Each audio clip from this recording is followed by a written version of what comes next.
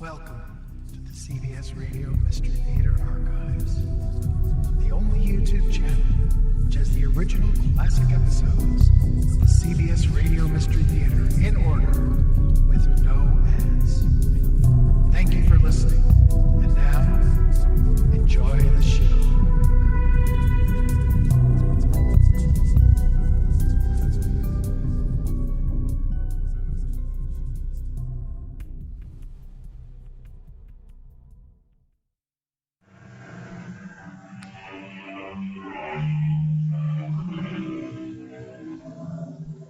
Come in. Welcome. I'm E.G. Marshall.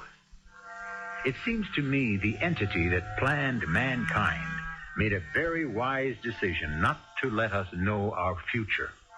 How many of us would be defeated before we began? As it is, only the fortunate few get an even break from destiny.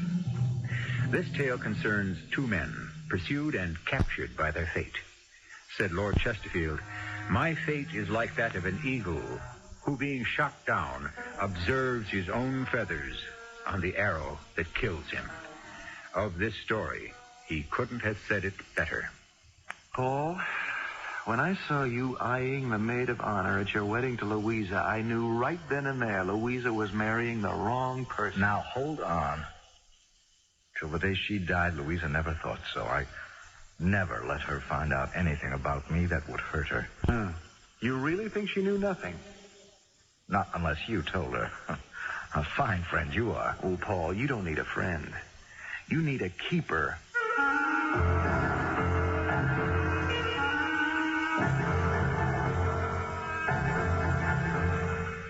Our mystery drama, Let No Man Put Asunder, was written especially for the Mystery Theater by James Agate, Jr., and stars Michael Wager and Russell Horton.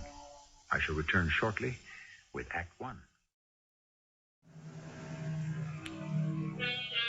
Let me set the scene for you. It is December 31st. By special permission of the warden, architect Mark Young is permitted to visit inmate Paul Raymond, now residing in cell 101 in the Arizona State Prison. It's a long-standing custom of theirs to celebrate New Year's Eve together, and the warden felt that kindness could do no harm. Permission granted. Mark, you're here, Mark. I'd like you to meet the gentleman who just opened my cell door. Happy keeper of the keys, guard extraordinary in charge of such suspected murderers as myself, Paul Raymond. Oh, you're not serious. The charge isn't murder, it's suspicion. Would you mind standing up, sir? Mr. Young. Me? Stand up? Thank you. Hands out in front of you, please. Look, I don't like being frisked on New Year's Eve when the warden has okayed my visit here. And I'll tell you what else I don't like. I don't like Mr. Raymond being suspected of anything illegal, let alone the murder of his wife. I'll tell the warden. Oh, what a world this is. Those outside the bars and those inside. And who would have thought a year ago today we'd be seeing the old year out in a prison cell? Or that Louisa would be dead. Is it fate? What is it? I wonder. What is? As long as I've known you, and that means going back to our college days, that the two women who've loved you, isn't it strange what's happened to them? Mark, what are you thinking of Janet? And Louisa, the way they ended up. Yeah, I agree, a terrible way. You know, Mark, I never forgot Janet. I can say that honestly now. Paul, I don't know how to make you out. I really don't. Am I that complicated? I've never met a man as tough as you, almost as though you had no conscience. Reminisce with me, old chum. I don't think you'll want to hear this. Try me. Do you remember the last day of college? I was putting all my books together, packing clothes, taking the pictures on the wall. You, I don't know where you were, raising Cain somewhere. It was getting late, around 1 p.m. We were supposed to be out of our rooms by 6. You hadn't been in since the night before, and there was a knock on the door. It's unlocked. Come in. Hi, Janet. Paul's not here. You packing? That I am. You going home? Yeah, for about a week. Then I'm off to Pace Architectural. Gonna put in a whole summer. Mark, do you know where he is? Paul? Hey, you got me. You think he'll be back soon? We better be. Everyone's supposed to be out by 6. I'll wait for him. Janice, I can't guarantee Paul's going to show up. I mean, you know him. He's not going to show up.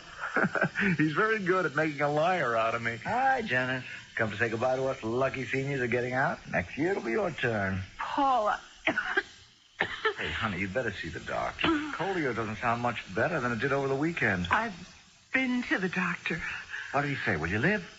Everything connected with me will live. Look, kids, if you two want to be alone, I have to return these books to the library anyway. No, stay.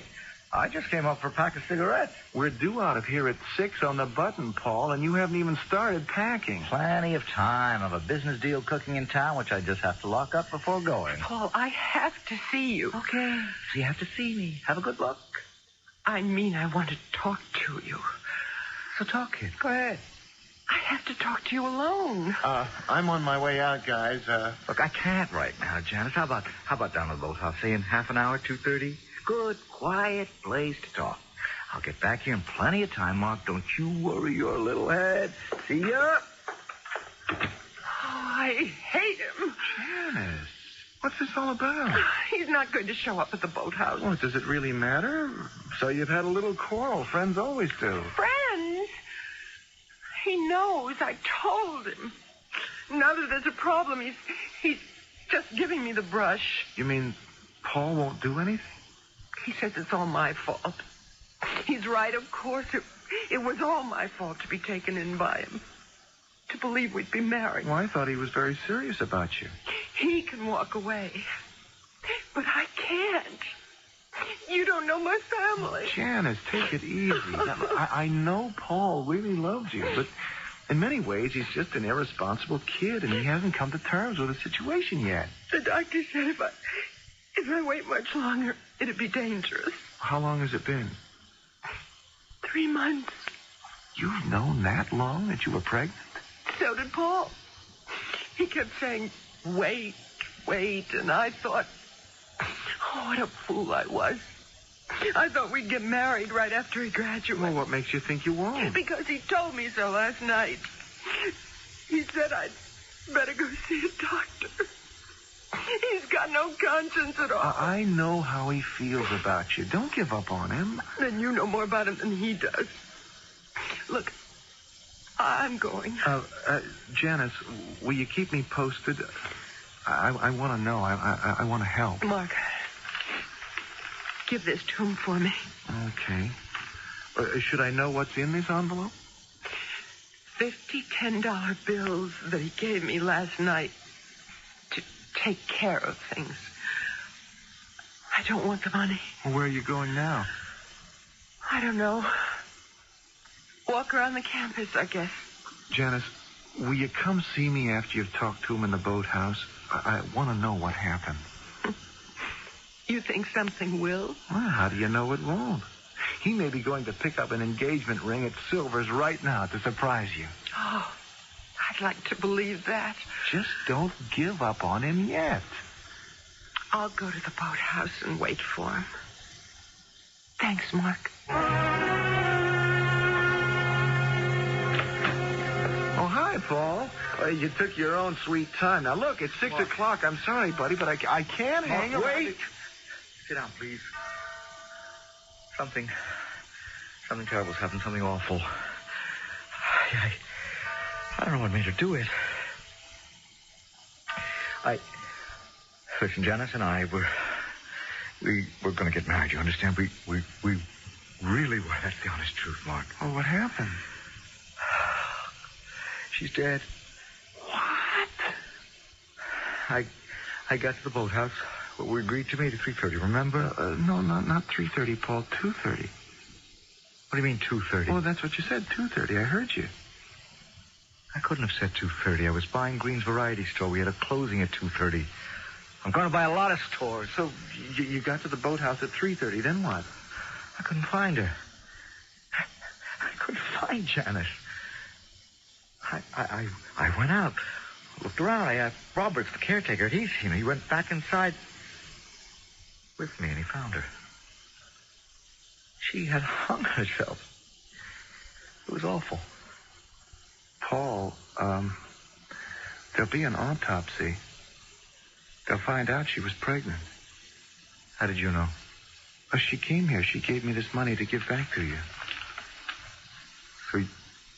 So you knew everything? Well, not really. Only her side of it. You're still my buddy, thank heaven for that. Oh, Mark, I would have married her. I just wanted a little time to get myself started. She had this crazy idea. I was giving her the brush. That wasn't true. Mark, you know me better than that, don't you, Mark?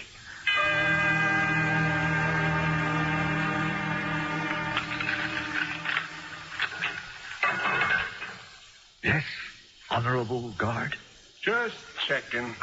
Guard. Yes, sir. Did the warden inform you I have permission to remain in Mr. Raymond's cell until after midnight? Yes, sir. I do not know why he keeps coming into my cell. I don't know what he expects to find. Janice. Oh. Yeah, Janice. That was a grim episode in my life. How long was it, Mark, before we saw each other again? Oh, I'm not sure. I was established as an architect.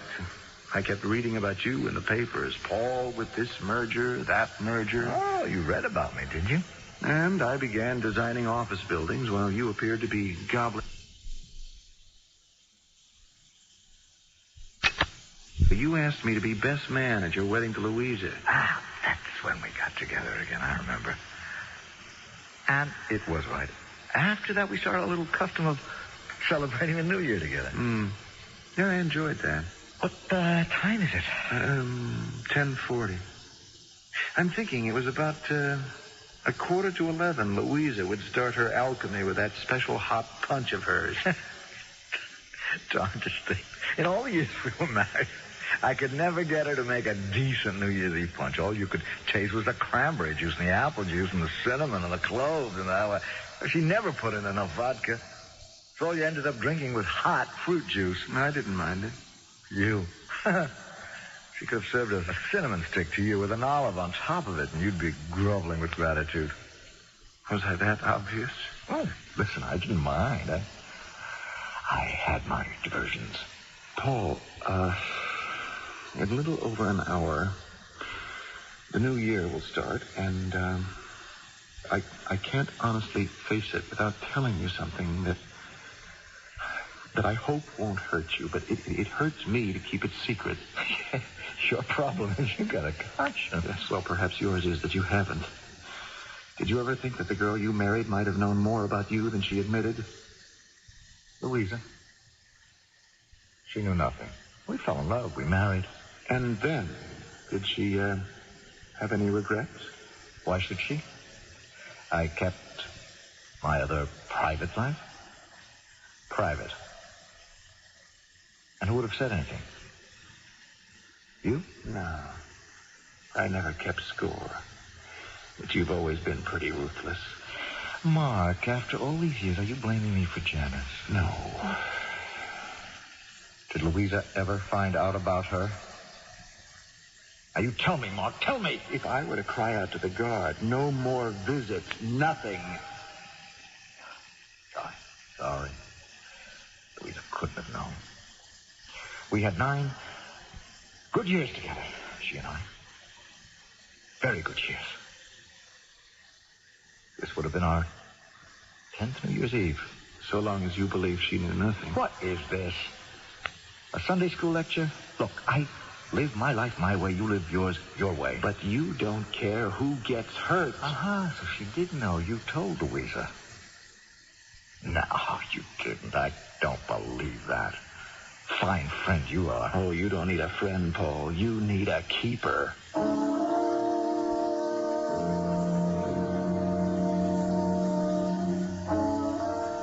If you are wondering why Mark made a special effort to spend New Year's Eve in prison with Paul, so am I. Why was he going back over a past they had both shared? Was it because there is something there neither of them can forget or wish to remember? I'll return shortly with Act 2 to satisfy my curiosity. Two friends have made a habit of spending New Year's Eve together. However, this hour before midnight on December 31st finds them in a prison cell, where Mark, a successful architect, is visiting Paul, an equally successful businessman who, unfortunately, is being held on suspicion of engineering the death of his wife. All right, Mark, I'm sorry. Let's say you didn't tell Louise anything. But why did you bring up the subject? Because of what I have to tell you now. Paul, there was once something between the two of us. Louise and you? Yeah, it started 10 years ago. At your wedding. When you were my best man. That's right. And Louisa's father came down from Maine to give his daughter away. Mr. Everett. I sure remember him. Dressed in his full regalia as chief of police of Pebble Harbor, Maine.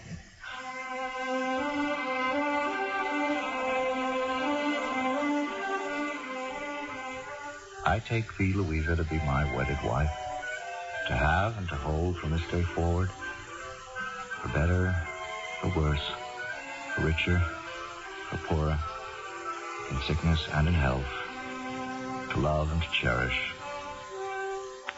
till death do us part. I take thee, Paul, to my wedded husband, to have and to hold from this day forward, for better or worse, for richer, for poorer, in sickness and in health, to love and to cherish, till death do us part.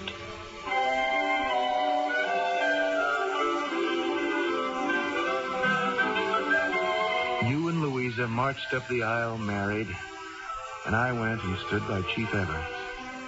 Your daughter makes a beautiful bride. Did you see what he was doing? Your friend, Paul? Did I see what? All through the ceremony, while he was marrying Louisa, Paul was winking at the maid of honor. I didn't see that. Oh, yes, you did, young man. And you didn't like it any better than I did. He has a roving eye. I can only pray she's spared the heartbreak. So that was what that old man said to you. You were so obvious about it. It was then I thought it was time you and I saw as little of each other as we could. Then why did you agree after I married Louisa to come by for each New Year's Eve? You didn't like me. No, I didn't. And the more I learned about you and how you spent your time, the big deals, the mergers, the more I knew how little we had in common. Well, then why? Louisa. I had to keep tabs on her to make sure she was getting a fair shake. So I accepted those annual invitations year after year. What? Were you at the house our very first New Year's? I can't remember. I know I invited you. Oh, yes, I went. And you weren't there when I got there. Oh, I knew where you were. It was in all the gossip columns. Louisa, I hope I'm on time. Paul said to come at 8. Oh, come in, Mark. He's not here yet. Oh, I guess he's working. Well, he didn't say. I didn't decide to come until the last minute. It's, after all, your first New Year's Eve together. Oh, and what are you, a stranger? Paul's best man? As a matter of fact, you've turned down more invitations than you've accepted. Yeah, only work got in the way. I must show you this. Paul gave it to me at breakfast. Isn't it beautiful? He put the chain around my neck, and now I can't take it off. The catch is bent. I can see from here a big gold disc. Mm-hmm. Must be 2 inches across. For our first New Year's. Look, can you see what's written on it? For the only love of my life. I hope he meant it. Well, why do you say that? I thought you knew, Paul. Oh, I think I do. Well, then you should share my hope. I do. Aren't you sure of his love, Louisa?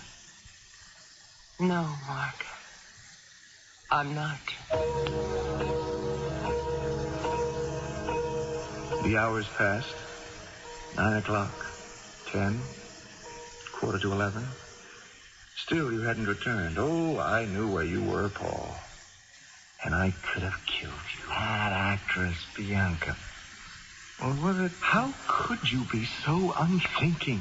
So lacking in conscience? Bianca, yeah. That's who it was. You don't know what it did to me.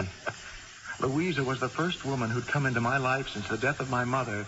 Hey, that could explain a great deal. If you hadn't placed your mother on such a pedestal, perhaps today you wouldn't be a bachelor. Louisa came into my life. I felt she ought to be protected.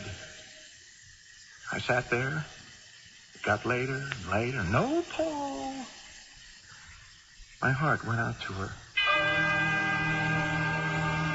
Louisa? Yes. Well, what can I do? We're waiting for Paul. What is there to do but wait? Oh, what time is it, Mark? Midnight's only an hour away. I hope he's all right.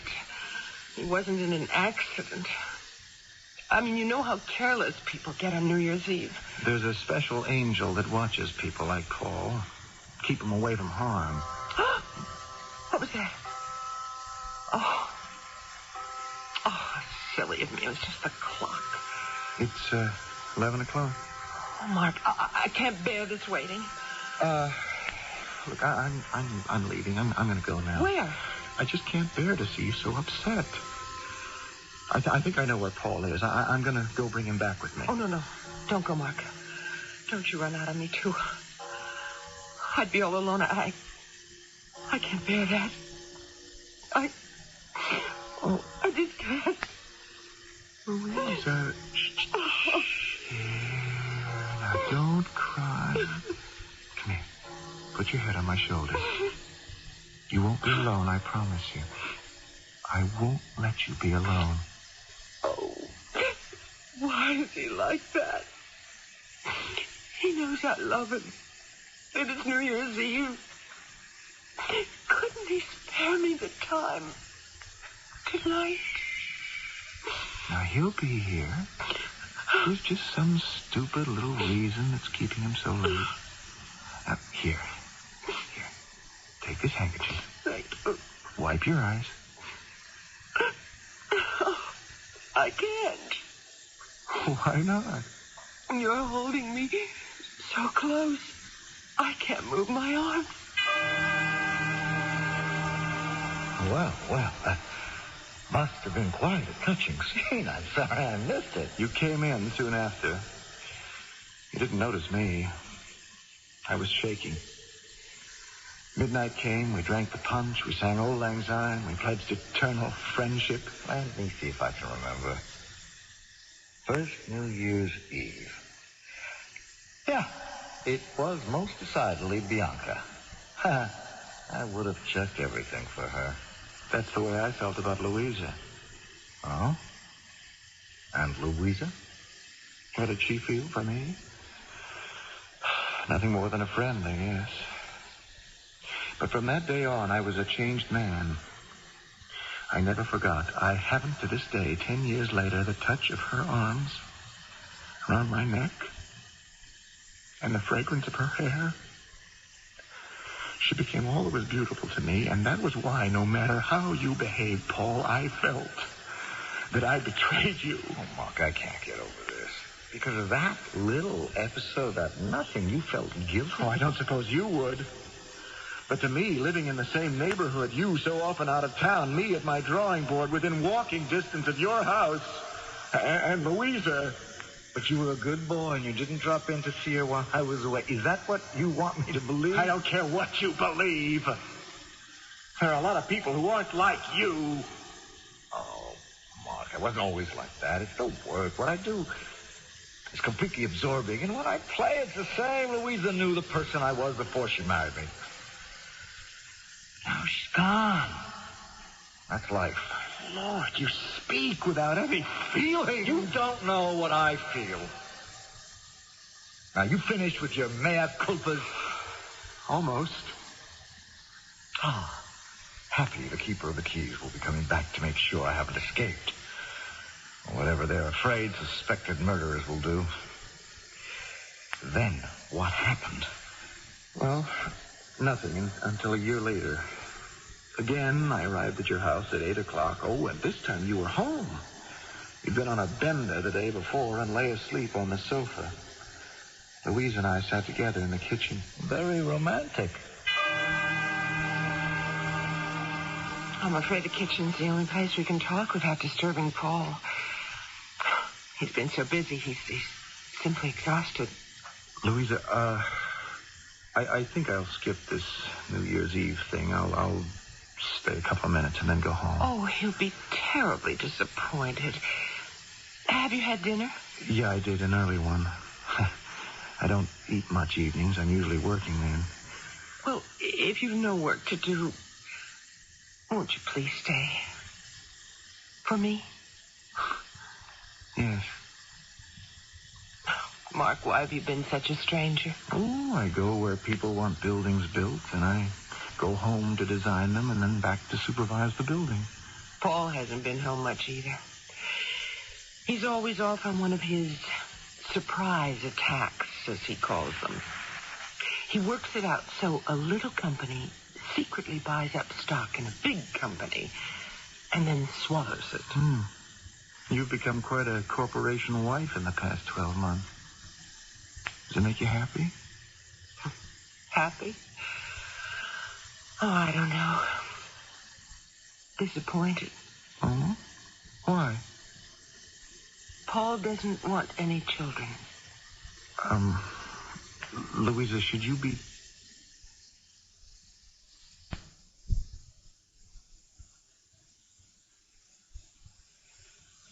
And Paul didn't come home. And then, for one moment, you and I... What I'm trying to say is... You held me in your arms, and you comforted me. Louisa, I cannot bring myself to come to this house year after year seeing you as his wife. I cannot do it. Mark, listen, please. I still love him. Do you understand that? I'm married to him. And so far as my feelings go, he can do what he likes with whomever he likes and still come home and find me here, waiting. And the other thing, Mark, is that I want a family. We've talked about it, Paul and I. I want babies. But you said that Paul didn't... I think he will. In time. What, does he say yes or no? Well, now he says, let's wait, maybe. Don't you understand now why there can't be anyone else for me but Paul? He'll change. He'll settle down, and I want nothing on my conscience when he does. Okay. So be it, I understand. But look, I can't stay tonight. Tell Paul when he gets up, I have to catch an early morning plane for Arizona. Oh, he'll be very disappointed. Is it because of me? No. I have a commission for a house near Phoenix. I've always hankered to do a desert house, and this will be it. Oh, maybe one day you'll design a house for us. Well, why not? Paul decides to remain in one place. This desert house would suit you. Well, look, I really must go. I'll take you to the front door. Mark, how would it suit me? Well, I'm doing it in exposed wood framing and a great sheltering slate roof with wide overhanging eaves. And, of course, a pool, natural slate rock. Oh, I can just see it in the Arizona desert. I've read so much about it. Be a perfect house for Paul and me and 4 children. A lovely dream. I'll keep dreaming, Louisa. I'm sorry I made such a fool of myself before. Oh, Mark. You didn't. I just don't know what to say. Oh, you've said it all. Goodbye.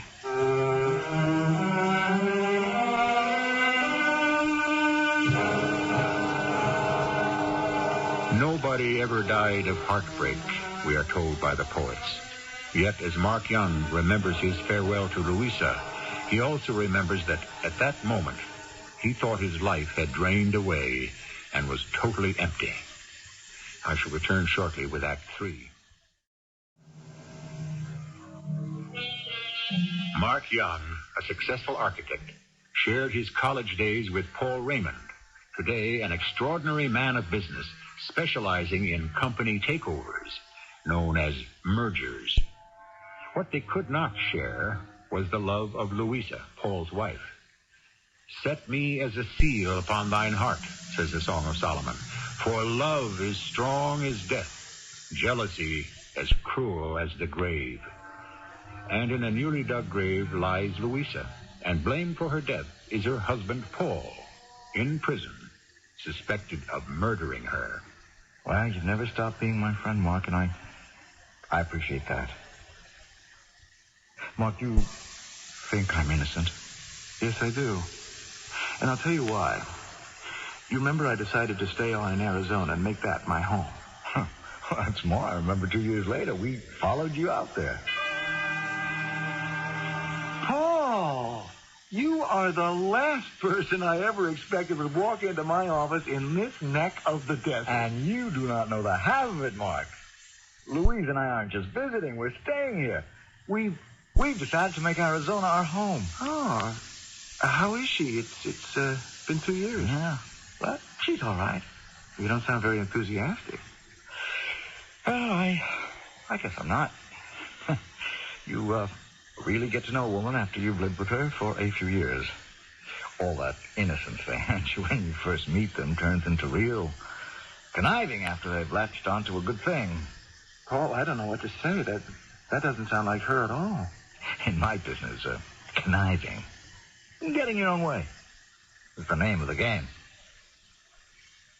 This is Louisa's idea. Really, we want you to design a house for us, Mark. In the meantime, we've rented the Horton place outside of Phoenix. You know that? Oh, yeah, I drive right by there every day on my way to the office. No servants except for a housekeeper. We had her with us back east for over a year now. Good, capable woman. Paul, any children? Oh, no, thank heavens. You didn't want them? It wouldn't have worked. I'm on the go all the time. Sometimes I like to take Louisa with me. You can't drag babies all over the world. I'm not much into fatherhood anyway. Well, I thought Louisa wanted a family. Yeah, she still talks about it sometimes. But I think she's come around to seeing things my way. We have a full life. You see anything of Louisa's father? Old Everett, chief of police, Pebble Beach. Yeah, Louisa keeps in touch. When'd you rent the Horton place? A month ago. Gosh, you two have been here all that time? Yeah, I'm surprised Louisa didn't call you. She hasn't been that well. I'm not sure Arizona's going to agree with her, but I've got to make this my base. Whole new development scheme. I shouldn't even be talking about it. On the other hand, you're my oldest friend, so why not tip you off so you can make yourself a bundle? First things first. Now, I'll get your ideas on the kind of house you want. You probably have a bundle by now. You married? No, I haven't found Miss Wright yet. Well, I guess we've almost caught up on each other's lives. Now, this year, Mark, we've got to spend New Year's Eve together again, like we used to, huh? What are you doing for dinner tomorrow night? All right, I'd say tonight, but I'm flying to Vegas. I'll be back late tomorrow. Are you inviting me? We are. Nothing fancy. The housekeeper had to go back east. Her brother's sick. But Louisa loves to cook. Okay, I'll be there. Great. And, give Louisa my love. I'll just tell her you're coming to dinner. You can give her your love yourself. When I drove up to your house the next night, it was a blackened shell. Flames still licking at fallen timbers, the hoses still going. You were in front with the fire chief, and when you saw me, you ran over. They can't find Louisa. She's in there somewhere. They haven't found her. Louisa? Is in there? The chief says they have to wait till all the timbers cool off before they can send the men in. Well, I'm not waiting. Oh, Mark, don't. Maybe she's not even in there. Louisa? Louisa! Get back! Get back! Louisa! Where are you? Get that crazy guy out of here! Look out! The chimney!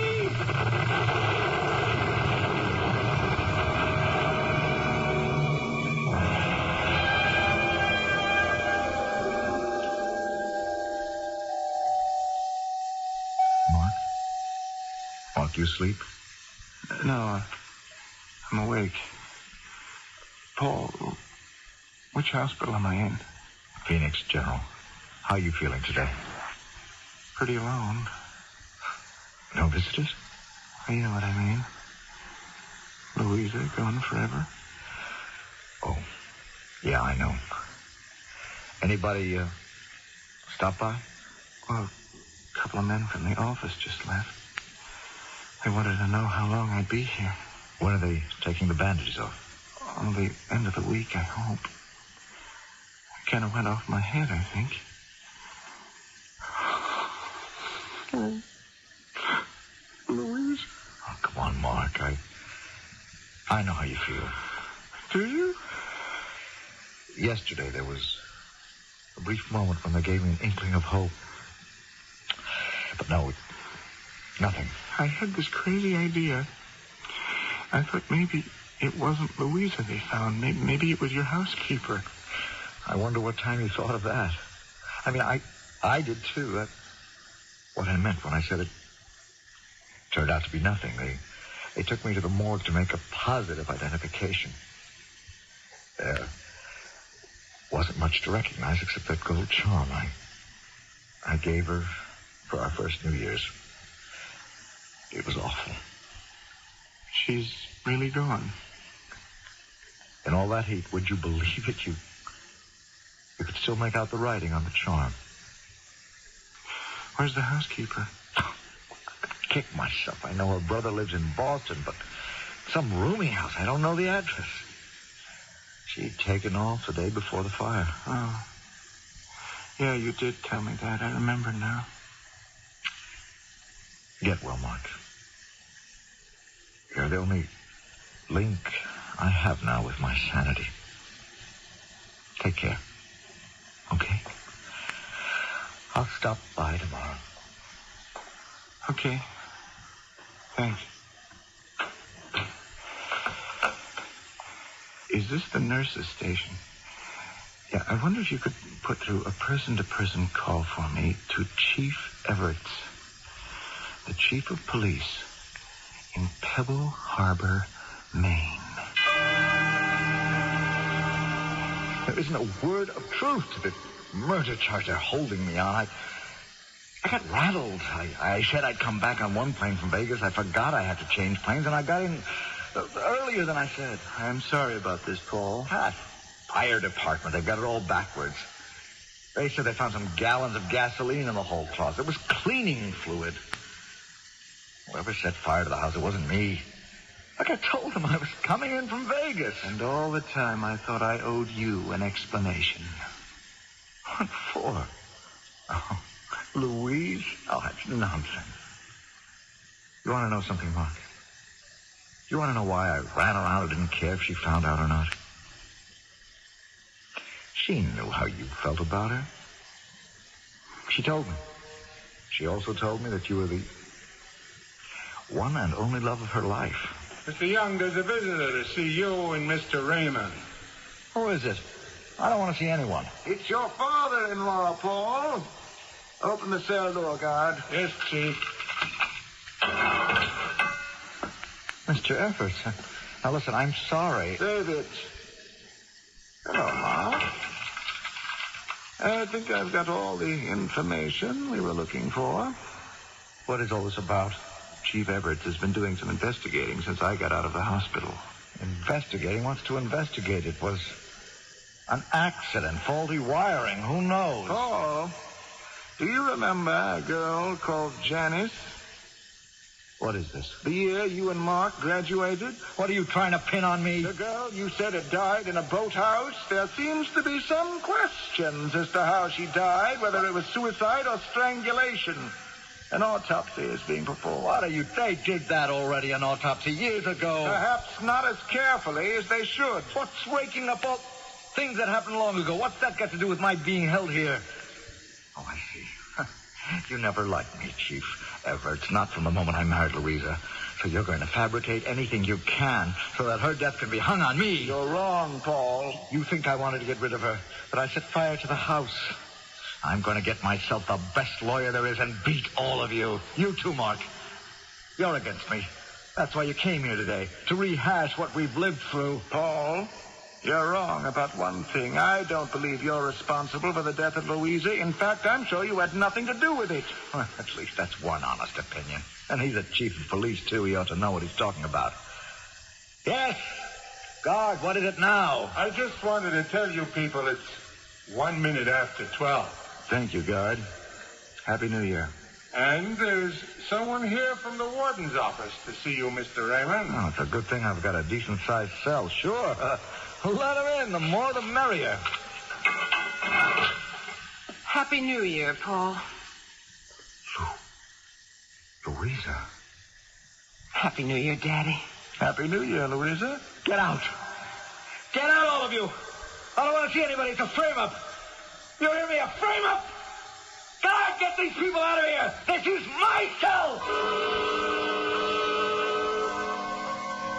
I had no idea you might still be alive.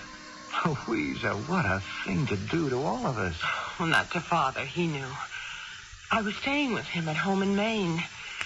You see, Miss Benson, our housekeeper, she never made that trip to her brother. After Paul had gone to Las Vegas, her brother called and said he was out of danger. I just decided it was a good time to visit Dad in Pebble Harbor. I needed his advice about a lot of things. So I left Miss Benson to take care of the house. Well, did you know that Paul identified her as you because of the gold charm he'd given you?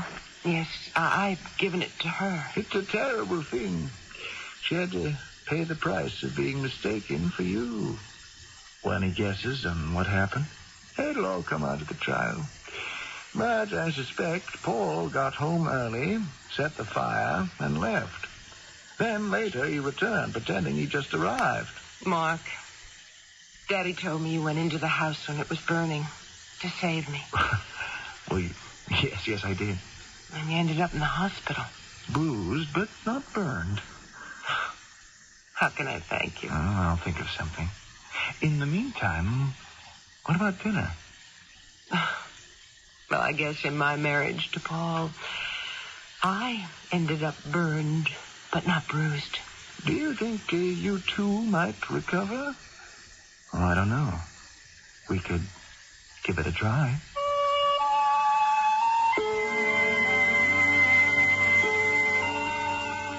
I like a story that ends on a note of hope.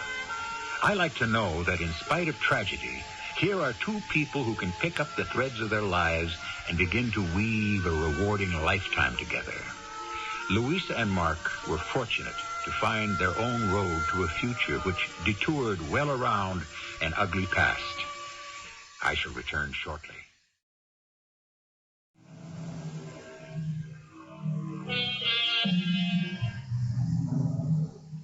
I think of the character of Paul as ruthless, self-centered, and, as we used to say at home, too big for his britches. I myself steer clear of people like that, and for what it's worth, I caution you to beware of the man who has no conscience. He is not of the order to be lived with. He lives by his own rules and dies by them. After all, he who loses his conscience has nothing left worth keeping. Our cast included Michael Wager, Russell Horton, and Joyce Gordon. The entire production was under the direction of Hyman Brown. I hope you enjoyed this episode of CBS Radio Mystery. If you've enjoyed this and want to hear more, please subscribe to this channel. You can also visit my other YouTube channel,